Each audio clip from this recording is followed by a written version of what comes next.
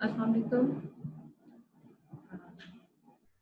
जौहर study station से आज biology का चैप्टर 3 की एक्सप्लेनेशन होगी। लास्ट टाइम चैप्टर 1 की एक्सप्लेनेशन दी थी। चैप्टर 2 क्योंकि थोड़ा लेंथी चैप्टर है और थोड़ा कॉम्प्लेक्स है, इस वजह से तो आपको पहले चैप्टर 3 पढ़ाए जा रहे हैं। चैप्टर 3 की classification of living organism. Classification of living organism. Classification की ज़रूरत क्यों पड़ी? ताकि स्टडी जो है वो आसान हो सके, ताकि जो हम पढ़ना चाह रहे हैं उसे अच्छे तरीके से पढ़ सकें। इसलिए क्लासिफिकेशन होती है, डिवीजन होती है कि प्लांट्स को एक तरफ, एनिमल्स को एक तरफ, ह्यूमन बींग्स को एक तरफ। सिमिलरली जो है वो एनिमल्स में अब जो सिमिलर है उनको एक तरफ, जो स्ट्रक्चर वाइज एक है उनको एक ग्रुप में, जो नहीं है वो एक ग्रुप में। तो इसलिए क्लासिफिकेशन ज़रूरी है ताकि हम चीज़ों को अच्छे से पढ़ सकें। अच्छा जी, क्या है डेफिनेशन और एम्स क्या है क्लासिफिकेशन के, वो फाइंड आउट करते हैं। छोटा सा चैप्टर है, ज़्यादा टाइम नहीं देंगे। अच्छा जी, scientific study which deals with the classification of living organisms called taxonomy. यही हमने बात पीछे पढ़ी थी चैप्टर नंबर 1 में कि टैक्सोनॉमी वो ब्रांच है साइंस की जिसमें जो है आप क्लासिफिकेशन को डिस्कस करते हैं, क्लासिफिकेशन पे काम करते हैं, क्लासिफिकेशन की स्टडी करते हैं, किस तरह किस ऑर्गेनिज्म को, कितने ऑर्गेनिज्म को किस सिमिलैरिटी, किस डिससिमिलैरिटी की बेस पे क्लासिफाई करना है, डिवाइड करना है। टैक्सेस का मतलब ही एक्चुअली अरेंजमेंट है। So taxonomy deals with the laws governing to arrangement of classification of living organism. यही बात हुई है, ठीक है। अच्छा, बेसिस ऑफ क्लासिफिकेशन क्या है? ये बात तो हो गई कि ऐसे लॉज बनाए जाए, ऐसे रूल्स बनाए जाए कि किस कौन से एनिमल्स, कौन से प्लांट्स, कौन से ऑर्गेनिज्म सिमिलर है उनको एक ग्रुप में, जो नॉन सिमिलर है, डिससिमिलर है उनको। जी, तो हम बात कर रहे थे एक्चुअली में बेसिस ऑफ क्लासिफिकेशन के। बेसिस ऑफ क्लासिफिकेशन, फाउंडेशन क्या है, बुनियाद क्या है क्लासिफिकेशन की। तो फाइंड आउट करते हैं कि लिविंग ऑर्गेनिजम्स जो हैं वो एक पर्टिकुलर ग्रुप में है, ठीक है। ऐसे लिविंग ऑर्गेनिजम्स को हमने एक ग्रुप में कर देना है जो सिमिलर है स्ट्रक्चर की बेस पे, ठीक है। It is not always easy to recognise this basic similarities. ये इतना आसान नहीं होता कि आप स्ट्रक्चर वाइज किसी की सिमिलरिटीज को देख सकें। तो जो बेसिक प्रिंसिपल होमोजीनस स्ट्रक्चर होता है ना, एक जैसा, वो कंसीडर किया जाता है सबसे पहले। तो अगर आपने क्लासिफिकेशन करनी है तो सबसे पहला जो टास्क क्या है कि वो स्ट्रक्चर को देखा जाए कि वो इधर सिमिलर है या नहीं है, सही। उसके बाद हम आते हैं कि इंटरनल स्ट्रक्चर पे, पार्ट्स पे, ठीक है। फिर है यूनिट्स ऑफ क्लासिफिकेशन, कि क्लासिफिकेशन के क्या क्या यूनिट्स हो सकते हैं, किस किस तरह हम उसको फर्दर डिवाइड कर सकते हैं। जैसे कि the basic unit of biological classification is the species. आपने अगर बायोलॉजी में क्लासिफिकेशन करनी है तो उसका बेसिक यूनिट है स्पीशीज। स्पीशीज के एक्चुअली में a species is a group of organism which has numerous physical features in common. Species उसको उस ग्रुप ऑफ ऑर्गेनिजम्स को कहते हैं जिसके जो है वो न्यूमरस, बहुत सारे फिजिकल फीचर्स देखने में, मतलब फिजिकल मतलब जो आपको नजर आ रहे हैं अपीयरेंस में, फिजिकल फीचर्स एक जैसे हैं, कॉमन है। which are normally capable of interbreeding and producing fertile offspring, जो कि कैपेबल हो एक न्यू बॉन्ड पैदा करने के लिए, वो एबल हो न्यू बॉन्ड जो है या ऑफस्प्रिंग जो है वो बॉन्ड करने के लिए रेडी हो। Closely related species are group together. फिर हम जो स्पीशीज होती है उनको ग्रुप बनाते हैं, जैसे हमने पढ़ा था सेल्स को ग्रुप करेंगे तो एक टिश्यू बनता है, टिश्यूज को ग्रुप करते हैं तो एक ऑर्गन बनता है, ऑर्गन्स को ग्रुप करते हैं तो ऑर्गन सिस्टम बनता है। इसी तरह स्पीशीज को हमने किया, ठीक है। तो हमारे पास स्पीशीज का हमने ग्रुप किया तो जेनरा बन गया, एक ग्रुप बना जिसका नाम था जेनरा, ठीक है। सिमिलर जेनरा, फिर हमने एक जैसे जेनरा को वो किया, ग्रुप में किया तो हमारे पास फैमिलीज बन गई, बहुत सारी फैमिलीज को किया हमने ग्रुप में तो फिर ऑर्डर बन गया।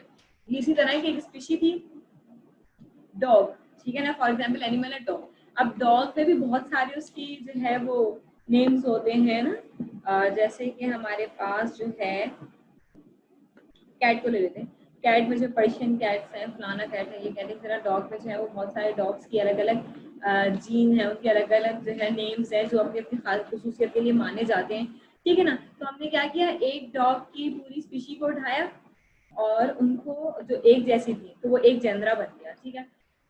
अब बहुत सारे उन सारे 2-3 डॉग्स के ग्रुप को सिमिलर को उठाया तो वो फैमिलीज बन गए, उस तरह फिर वो ऑर्डर में कन्वर्ट हो। ठीक है जी। उसके बाद है हमारे पास क्या, उसके बाद है हमारे पास, हाँ ऑर्डर जो है फिर वो क्लासेस में कन्वर्ट होगा, क्लासेस जो है वो फाइलम में, और डिवीजन, और आखिरकार किंगडम बन जाएगा, एक रियासत की तरह बन जाएगा, जिसे हम किंगडम कह रहे हैं, कि उसमें हम फिर करेंगे कि अब जो सिमिलर है वो इसमें आ जाएंगे। ठीक है। Intermediate categories are also sometimes used, for example जो है सब फाइलम और सब डिवीजन ये। ठीक है। अब आते हैं बाइनोमियल नोमेनक्लेचर। ये क्या है binomial nomenclature? C. Linnaeus adopted the binomial nomenclature system for organisms to eliminate confusion while native और कॉमन नेम। अच्छा जी, बाइनोमियल नोमेनक्लेचर का मतलब क्या है कि किसी भी एनिमल, किसी भी प्लांट, किसी भी ऑर्गेनिज्म को साइंटिफिक नेम दे देना, बायो नेम दे देना है, ताकि उसको पढ़ने में आसानी रहे। क्योंकि अगर हम फ्रॉग कह रहे हैं तो फ्रॉग्स तो सारी फ्रॉग्स हैं, तो उसमें डिफ्रेंशिएट करेंगे कैसे? तो उन्होंने क्या किया, उसको डिफ्रेंशिएट करने के लिए एक बायोलॉजिकल नेम दे दिया। और ये जो बायोलॉजिकल नेम देना है ये एक्चुअली बाइनोमियल नोमेनक्लेचर कहलाता है, नेमिंग करना। सही है। अच्छा जी, the name refers to the genus is called generic name. अगर जीनस को रेफर करेगा तो जेनरिक नेम कहलाएगा, और वो हमेशा कैपिटल लेटर से स्टार्ट होगा। The species name follows the generic name and begin with small letter. जबकि स्पीशी का नेम जो है वो, नस्ल का नाम जो है वो, जनरेशन का नेम जो है वो हमेशा स्मॉल लेटर से स्टार्ट होगा। Scientific name for mustard is brassica. अब देखो मस्टर्ड, मस्टर्ड जो सरसों हम कह रहे हैं, मस्टर्ड जो है वो एक कॉमन नेम है, उन्होंने इसको नेम क्या दिया, ब्रासिका कंपेस्ट्रिस। ठीक है। इसी तरह Rana tigrina and for human is homo sapiens. अभी मैं आपको आगे बता, जैसे कि यहाँ पे देखिए कॉमन नेम है मस्टर्ड, किंगडम नेम है प्लांटी, प्लांट मतलब प्लांट रियासत से ताल्लुक रखते हैं। डिवीजन क्या है, ट्रैक्योफाइट। क्लास क्या है, डाइकोटिलेडन, डाइकोटिलेडन मतलब दो बीज वाले। ऑर्डर क्या है, कैपरलिस। फैमिली क्या है, ब्रासिका। जीनस क्या है, ब्रासिका। स्पीशीज क्या है, कंपेस्ट्रिस। साइंटिफिक नेम क्या बना, ब्रासिका कंपेस्ट्रिस। जो हमने पीछे पढ़ा ना कि ऑर्डर होता है, स्पीशी होती है, जीनस होता है, फैमिली होती है, ये सब होते हैं। ठीक है। तो ये पूरी इसकी डिटेल यहाँ पे गिवन है। कॉमन नेम इसका मस्टर्ड है, इस वजह से उन्होंने साइंटिफिक, अभी जो साइंटिफिक नेम देना है ब्रासिका कंपेस्ट्रिस, इसको हम कहते हैं बाइनोमियल नोमेनक्लेचर। इसी तरह कॉमन नेम मैन, इंसान। किंगडम कहाँ से ताल्लुक रखता है, एनिमेलिया से। फाइलम क्या, उसका कॉर्डेटा। अभी हम सब पढ़ेंगे कि कॉर्डेटा फाइलम में क्या क्या होता है आगे आने वाले चैप्टर्स में। क्लास में क्या है, मैमेलिया। ऑर्डर क्या है, प्राइमेट। फैमिली क्या है, होमिनिडे। जीनस क्या है, होमो। स्पीशीज क्या है, सेपियंस। तो इसका साइंटिफिक नेम क्या बना, होमो से। ठीक है। कॉमन नेम फ्रॉग, किंगडम क्या है, एनिमेलिया, कॉर्डेटा, फाइलम, और फिर आखिर में देखें इसका नेम क्या है साइंटिफिक, राना टिग्रीना। ठीक है, बात समझ आ रही है? बाइनोमियल नोमेनक्लेचर क्लासिफिकेशन को आसान बनाता है। अब major groups of living organism. Previously living things were classified into two kingdoms. हमने कहा पीछे हमने किंगडम्स को, लिविंग ऑर्गेनिजम्स को दो किंगडम्स में डिवाइड किया, एक प्लांट किंगडम और एक animal kingdom. The basis of this division was presence और absence of cell wall and chlorophyll. ये डिवीजन किस बुनियाद पे की गई कि किस में, एक में सेल वॉल प्रेजेंट है और क्लोरोफिल प्रेजेंट है, और जबकि दूसरे में किंगडम प्लांट में, प्लांट किंगडम में सेल के अंदर सेल वॉल, उसकी बाहर की वॉल सेल वॉल, और क्लोरोफिल, क्लोरोफिल वो पिगमेंट होता है, आप सब पढ़ते आ रहे हैं बचपन से कि क्लोरोफिल वो पिगमेंट होता है जो प्लांट्स को ग्रीन जो दिख रहे होते हैं, प्लांट्स लीव्स ग्रीन नजर आ रहे होते हैं, वो क्लोरोफिल केमिकल की वजह से होता है, पिगमेंट कलर की वजह से होता है। ठीक है। तो प्लांट किंगडम में क्लोरोफिल और सेल वॉल मौजूद होते हैं, जबकि एनिमल किंगडम में नहीं होते। ठीक है।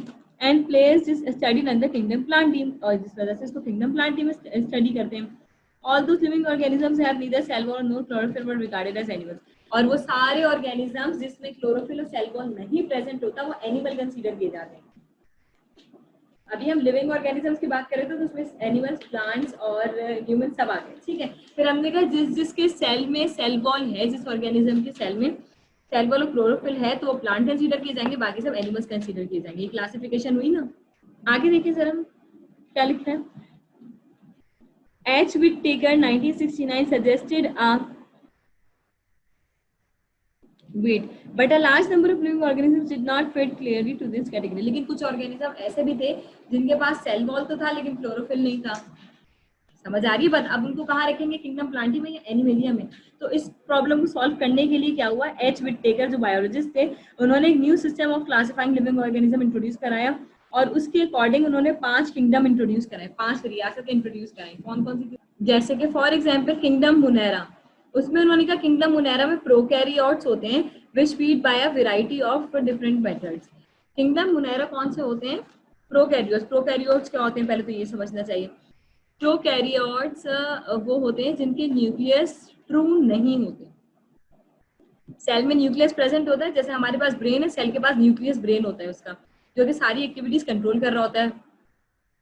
अब न्यूक्लियस जो है ना, उसके बाहर, न्यूक्लियस के बाहर एक लेयर होती है। अगर वो लेयर प्रेजेंट हो तो वो यूकैरियोट्स कहलाते हैं, और अगर लेयर प्रेजेंट ना हो तो वो प्रोकैरियोट्स कहलाते हैं। ठीक है, तो किंगडम मुनेरा में प्रोकैरियोट्स आएंगे, किंगडम प्रोटिस्टा में यूनिसेलुलर यूकैरियोट्स आएंगे। यूनिसेलुलर जो एक सेल से बने ऑर्गेनिज्म होता है, यूकैरियोट्स जिनके सेल में न्यूक्लियस के बाहर लेयर होती है, न्यूक्लियर मेम्ब्रेन जिसे हम कहते हैं। ठीक है, जो कि डिफरेंट मेथड से फीड करते हैं। फीड करते हैं मतलब खाना लेते हैं अपना। किंगडम फंजाई में मल्टी सेलुलर होते हैं। मल्टी सेलुलर जो एक से ज्यादा सेल से बने होते हैं ऑर्गेनिज्म। यूकैरियोट्स होते हैं और जो कि हीट्रोट्रॉफिकली बाय एब्जॉर्प्शन फीड करते हैं, मतलब कि डिकम्पोजिशन के प्रोसेस से, जो हमने बात की थी कि डेड ऑर्गेनिजम्स को फीड करते हैं। ठीक है, फिर है किंगडम प्लांट जिसमें मल्टी सेलुलर यूकैरियोट्स होते हैं जो कि फोटोसिंथेटिकली फीड करते हैं, मतलब कि जो अपना खाना खुद बनाते हैं। और किंगडम एनिमेलिया जिसमें हम दूध, जैसे कि हम है किंगडम एनिमेलिया में, और एनिमल्स हैं जो कि दूसरों के ऊपर डिपेंड करते हैं अपने खाने के लिए। सही है।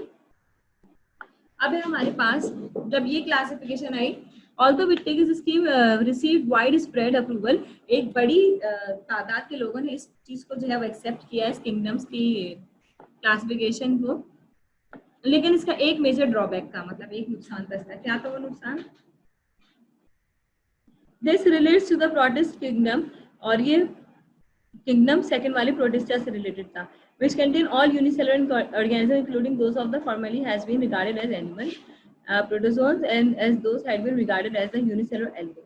इसमें भी कुछ ऑर्गेनिज्म ऐसे थे जो मल्टी सेलुलर थे और वो इसमें फिट नहीं हो रहे थे। तो फिर क्या हुआ? This led to other biologists, Margulis and Scabbards, to put forward a modification of Whittaker's scheme। तो इन दोनों बायोलॉजिस्ट ने Whittaker's की स्कीम को आगे मतलब थोड़ा सा पुट फॉरवर्ड किया। अब इसने नाम चेंज किया किंगडम प्रोकैरियोट, जिसमें सारे प्रोकैरियोट्स आ जाएंगे। ठीक है, जैसे कि बैक्टीरिया और साइनोबैक्टीरिया, माइक्रो ऑर्गेनिज्म है दोनों। किंगडम प्रोटोक्टिस्टा में क्या आएंगे? इंक्लूड ऑल यूकैरियोटिक ऑर्गेनिज्म, जो ना एनिमल में कंसीडर किए जाते हैं, ना प्लांट्स में, ना फंजाई में, तो वो सारे इसमें आ गए, जैसे कि paramecium, Euglena, Chlamydomonas. Kingdom fungi में वो आएंगे जिनके पास सेल, वो ऑर्गेनिज्म जो जिनके पास सेल वॉल तो है लेकिन क्लोरोफिल नहीं है। यही बात देखिए, it includes non chlorophyllous multicellular eukaryotic organism having cell wall. Cell wall तो है लेकिन क्लोरोफिल नहीं है। इस वजह से अगर सेल वॉल और क्लोरोफिल दोनों होते तो प्लांट्स में रख दिए जाते हैं ऐसे ऑर्गेनिज्म, लेकिन इनके पास सेल वॉल तो है लेकिन क्लोरोफिल नहीं है, जैसे कि गैरिकस मशरूम जो हम कहते हैं। फिर है किंगडम प्लांटी, इसमें सारे क्लोरोफिलस होंगे और यूकैरियोटिक होंगे, लिविंग ऑर्गेनिज्म के पास सेल वॉल भी होगी और क्लोरोफिल भी होगा। किंगडम एनिमलिया में सारे होंगे जिसमें ना ऐसे ऑर्गेनिज्म के पास ना क्लोरोफिल है ना सेल वॉल है। ठीक है, तो ये जो क्लासिफिकेशन ये अब तक चली हुई आ रही है मार्गुलिस और स्कैबर्ड्स वाली। ठीक है, इस चैप्टर को थॉरली पढ़ें सही से। छोटा सा चैप्टर है, कुछ समझ में ना आए तो आप ग्रुप पे पूछ सकते हैं, आपको आंसर कर दिया जाएगा। ठीक है, थैंक यू, अल्लाह।